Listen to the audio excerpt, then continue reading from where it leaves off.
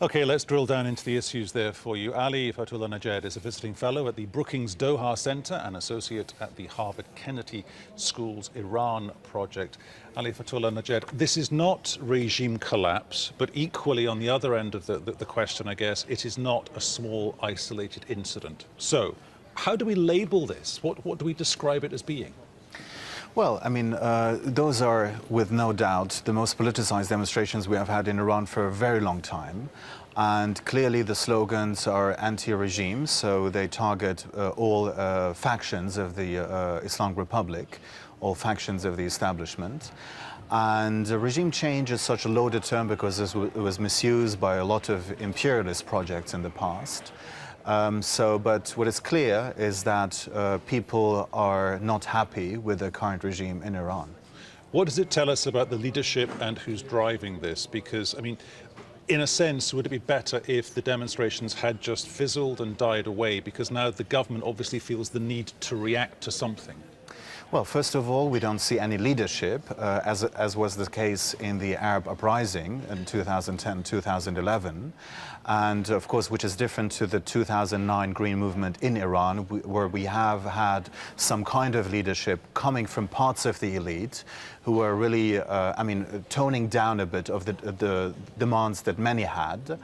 But this time around, so we have a lot of, activism on the streets, people from different different social strata, especially the lower and now middle classes, going, out on the streets, and we are facing heavy repression from the regime side as well. So this is something that is that we have to watch, actually. Clearly, there are different neighbours across the region looking in on what's happening, and arguably they want different things to come out of it. How problematic is that for the leadership when they have to kind of distill down what they think they might have to do? Yeah, I mean, it's no doubt that there are a lot of, there are some external, forces who who are instrumentalizing what is now going on in Iran. And on the other hand, we have to acknowledge that they don't have much influence in Iran anyways. So the claim by the government to say that a lot of these protests are instigated by the outside, when in the past the same government would say that those forces don't have a following, for example, inside Iran, is just ironic. So there are a lot of different interests that are whirling around Iran, but at the same time, those protests are somehow organic. Okay, on that idea of it being organic, or at least organic outside of Iran, there are people saying actually some of this is MBS. Some of this is the Crown Prince in Saudi Arabia, but they're also saying he's maybe kind of overplayed his hand because with the GCC crisis, he wanted to give certain other countries a kicking. He wanted to send a clear message to Iran. And then you've got Israel establishing this better relationship, not the best relationship, but a better relationship with Riyadh. Yeah.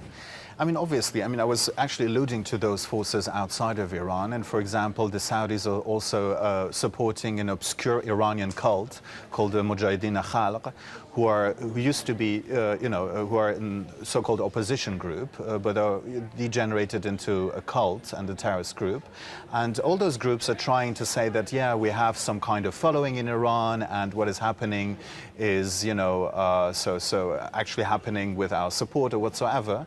But those are overblown, claims. The truth of the matter lies not within the outside world or with outside forces, but with the real, very real structural problems that Iranian people have felt over the years. Okay, on those structural problems, are you surprised at 2 points? Point number one, at the scale and the speed of what's happened, this is Iran, and also, is it over yet?